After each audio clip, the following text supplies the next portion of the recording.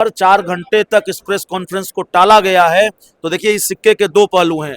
अगर टाला गया है तो फिर सवाल यह है कि इन 4 घंटों में क्या तेजस्वी यादव ने कोई डैमेज कंट्रोल कर लिया है। मुकेश सहनी आज इंडिया गठबंधन की भी जरूरत है और एनडीए गठबंधन की भी जरूरत है। उनको कोई हल्के में नहीं ले सकता, आप उनको हल्के में नहीं ले सकते। इस समय प्रेशराइज्ड पॉलिटिक्स तो हो रही है। मुकेश सहनी सुबह लगभग 12 बजे के आसपास प्रेस कॉन्फ्रेंस करते हैं और 4 घंटे ये करते नहीं है, टाल देते हैं। टाल देते, करने की बात करते हो 4 घंटे बड़ा प्रेशर। बिल्कुल, तो एक सवाल तो यह है कि अगर 4 घंटे का गैप मिला है तो क्या तेजस्वी यादव ने उसका डैमेज कंट्रोल कर लिया है, मना लिया है, लालू यादव ने पहल की है, राहुल गांधी ने पहल की है, क्या ऐसा कुछ हुआ है और मुकेश सहनी कहीं नहीं जा रहे हैं। दूसरा सवाल यह है कि मुकेश सहनी ने प्रेस कॉन्फ्रेंस को टाला है, रद्द नहीं किया है। टालने और रद्द करने में अंतर होता है। अगर ये प्रेस कॉन्फ्रेंस रद्द हो जाती, जैसे उपेंद्र कुशवाहा ने अपनी पार्टी की होने वाली आपातकालीन बैठक रद्द कर दी, उन्होंने कहा है एनडीए में सब कुछ ठीक, कुछ भी ठीक नहीं है, और बीजेपी नेताओं के मनाने पर भी नहीं माने, आपातकालीन बैठक बुला ली और अगले दिन उन्होंने उस आपातकालीन बैठक को रद्द कर दिया, तो जाहिर है आगे क्या हुआ आप समझते हैं, वो मान गए। लेकिन यहाँ है कि मुकेश सहनी ने बैठक को रद्द नहीं किया है बल्कि बैठक को टाला है।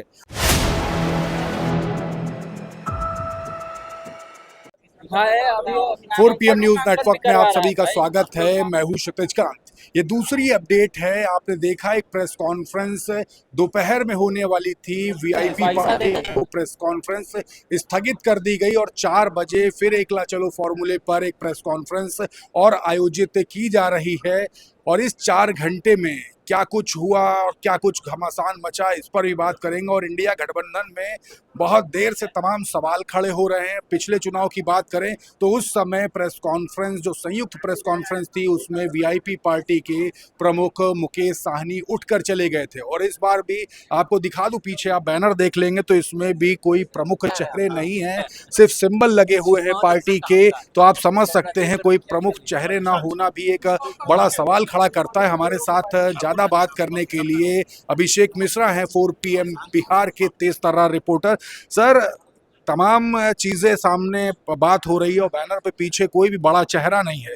4 घंटे से लगातार बड़ा घमासान मचा हुआ है बिहार के। देखिए, इसी सवाल का जवाब हम जानने आए हैं कि आखिरकार क्या होने वाला है 4 बजे, और इसी सवाल का जवाब हमारे दर्शक जानना चाहते हैं कि बिहार की राजनीति में क्या शाम 4 बजे, हमारे चैनल का नाम है 4 PM, तो हम लोग तो भूचाल लाते ही रहते हैं, लेकिन क्या बिहार की राजनीति में 4 PM में कोई भूचाल आएगा, मतलब 4 बजे, शाम के 4 बजे कोई भूचाल आएगा? मुकेश सहनी क्या वाकई बड़ा फैसला लेने जा रहे हैं?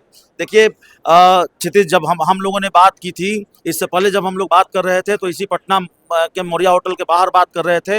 इस वक्त हम वहाँ मौजूद हैं जहाँ मुकेश सहनी ने प्रेस कॉन्फ्रेंस करनी है, उनको यहाँ बैठकर प्रेस कॉन्फ्रेंस करेंगे वो, और शाम 4 बजे उन्होंने प्रेस कॉन्फ्रेंस बुलाई है।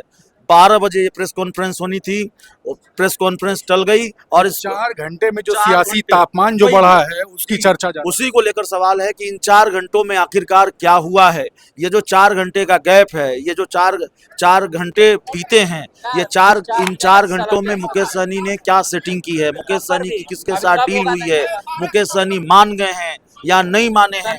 अगर ये खबर आई कल, देखिए कड़ियों को अगर आप जोड़ेंगे तो कल आधी रात तक तेजस्वी यादव के घर पर बैठक चली है इंडिया गठबंधन की। उस बैठक में मुकेश सहनी शामिल नहीं होते हैं और उसके बाद अचानक ये खबर आती है कि उन्होंने 12 बजे प्रेस कॉन्फ्रेंस बुलाई है। तो 12 बजे अगर प्रेस कॉन्फ्रेंस उन्होंने बुलाई और फिर तो तब ये लगा कि नहीं भाई, मुकेश सहनी कोई बड़ा फैसला ले सकते हैं। लेकिन अगर 4 घंटे तक इस प्रेस कॉन्फ्रेंस को टाला गया है तो देखिए इस सिक्के के दो पहलू हैं।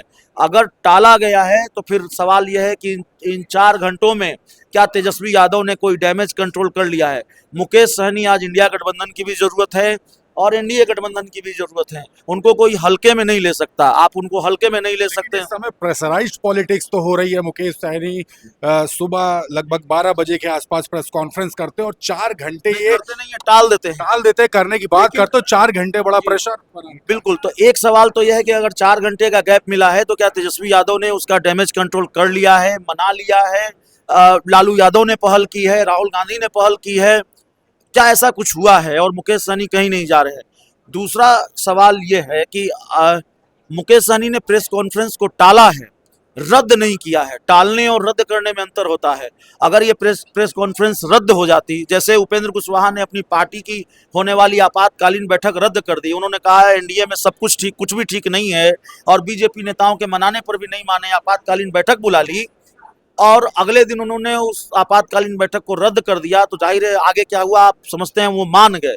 लेकिन यहाँ है कि मुकेश सहनी ने बैठक को रद्द नहीं किया है, बल्कि बैठक को टाला है, और अब वो 4 बजे बैठक करने वाले हैं। ऐसा नहीं है कि वो बैठक नहीं करेंगे। अभिषेक जी, मुकेश सहनी ऐसे नेता हैं जो प्रेस कॉन्फ्रेंस से निकल कर बाहर आते हैं 2020 के विधानसभा चुनाव और कह देते तेजस्वी यादव ने छुरा घोंप दिया गठबंधन। दूसरी तरफ अगर मुझे ठीक से याद है तो 2020 में भी यही मौर्या होटल था। इसी मौर्या होटल में सियासत की वो कहानी लिखी गई थी। ये मौर्या होटल उस राजनीतिक घटनाक्रम का और बड़े राजनीतिक घटनाक्रम का गवाह है। तो देखिए, मुकेश सहनी न सिर्फ आज सबकी ज़रूरत है, मुकेश सहनी खुद ही ये बताते रहे हैं कि भाई हमारा तो लोग बीजेपी वाले फ्लाइट तक पीछा नहीं छोड़ रहे हैं, हमको तो वहाँ से भी ऑफर आ रहा है।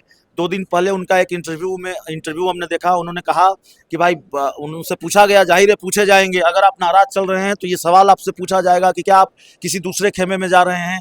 तो उनसे ये पूछा गया, मुकेश सहनी ने कहा कि देखिए, उनसे पूछा गया कि क्या बीजेपी के साथ जा रहे हैं, तो उन्होंने कहा कि बीजेपी का नाम लेकर हमारा अपमान मत कीजिए। मतलब मुकेश सहनी इतने नाराज रहते हैं कि उनकी पार्टी तोड़ी गई, उनके विधायक तोड़े गए, लेकिन फिर भी कहा जाता है राजनीति में कोई अस्थायी दोस्त या दुश्मन नहीं होता, इसलिए इस तरह की चर्चाएं चलती है। तो अभी कुछ भी कह पाना मुश्किल है। हमने और आपने, जब हम लोग गाड़ी में थे, हमने भी जानकारी टटोलने की कोशिश की, जानकारी लेने की कोशिश की, और जहां से हमने जानकारी लेने की कोशिश की, बताने वाले ने इस तरह से बताया कि ऐसे ऑल इज वेल तो नहीं है, लेकिन मुकेश सहनी के पास क्या कोई दूसरा विकल्प है, यह भी सवाल है। जरूरत तो है, लेकिन एनडीए गठबंधन में वहां गुंजाइश खत्म हो चुकी है। कल पहले चरण के लिए अभिषेक जी 26 घंटे लगभग बचे हुए हैं नामांकन आखिरी दाखिला करने पे, और अभी तक के कोई चीज भी क्लियर नहीं हो पाई है। अभी तक एनडीए गठबंधन की बातचीत चल रही, तो अब इंडिया गठबंधन में तमाम सवाल खड़े नहीं है। मुकेश सहनी की पार्टी हो, वीआईपी पार्टी हो, या फिर आरजेडी हो, कांग्रेस हो, सबने अपनी तैयारी कर रखी है और कई सीटों पर उम्मीदवार चिन्हित कर लिए। कल ही हमने अपने दर्शकों को बताया कम से कम 18 सीटें तो चिन्हित है वीआईपी पार्टी की, और बाकी 4 पर पेच फंसा हुआ था। क्या वो पेच इतना गहरा फंस गया है कि मुकेश सहनी को अकेले चलने का फैसला या किसी दूसरे गठबंधन में जाने का फैसला लेना होगा, या वो लेने जा रहे हैं, इस पर निगाह टिकी होगी। तो यही सवाल है कि आखिरकार क्या होने वाला है शाम के 4 बजे। थोड़ी देर में संयुक्त प्रेस कॉन्फ्रेंस ये नहीं हो रही है, सिंबल तमाम पार्टी के लगे हुए हैं इस पीछे बैनर पे, और